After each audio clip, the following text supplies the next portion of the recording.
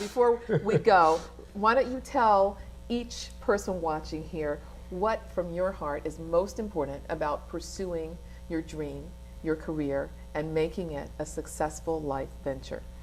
Me first. I was not a working man. I came from a blue-collar working town. I'm not a working man. I did not want. I played football. I went water skiing. I went windsurfing. And this is what helped me pursue a career like this. When I was a kid, my dad's friend owned a brewery, not a brewery, a beer distributing plant. And one day in July, like before the 4th of July, 2 people called in sick. So he called my dad and said, "You got that big son of yours, don't you? He's just laying around the house doing nothing. We need help." So I went down there and I turned in 2 days. God bless people who work hard for a living. I turned in 2 days working in 100-degree heat, unloading like cases of beer out of a train car so the forklift can get them. And I went to bed that night saying, I will never work again in my life. And we work hard. We all work hard. But you work hard at something you love doing. So I just said, whatever I'm going to do, I don't have kids because that costs a lot of money. And I am going to pursue whatever it is that makes me happy, so that when I'm doing it, I look at the clock and it's 5 o'clock. I say, darn, the day is done, rather than being angry about it. That's the advice my dad gave me. Do what you love. Do what you love. Do what you love. And just like he said,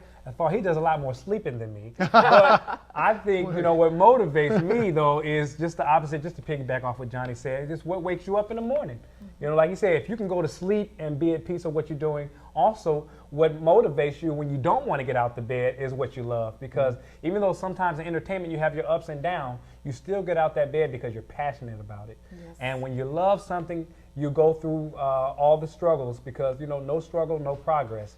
And I just really just have to say, if you're in it to win it, one actual casting director asked me, why do you want this part, or why do you want to act? And a lot of people came in there and said, because I love it, I love it, I love it. And then I said, because I have to and I got to.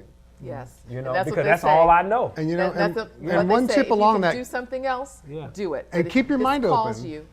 And keep your mind open, because when you say this calls you, this may be, I started out as a comedian, and then I filled in at a radio show, and they said, would you ever consider doing this? I did a radio show for 2 years. That ended. I went to LA and did some TV pitches, came very close to a TV show, and then I came back to the Bay Area where I did a TV show, talk show, not terribly unlike this, for 3 years. And I thought, talk show? I never shave. I look like a thug. I'm not going to do a talk. And it worked, and I had the greatest time. I entered everybody from Spike Lee to David Bowie to Willie Brown, and I had the greatest. Be out the box. Yeah, and just be out of the box. Don't say, I'm going to, maybe some people say I'm going to do this and they do this and they're happy, but I just said I am going to do comedy, I'm going to entertain, I'm going to be a creative person, and whether it's interviewing people on a show or doing stand-up all alone. Know what you love, stay open to the possibilities. That's and it's ultimately all about love and learning your craft. It's great to see you guys. Speaking of love seeing you. We'll have to do this again. Yeah.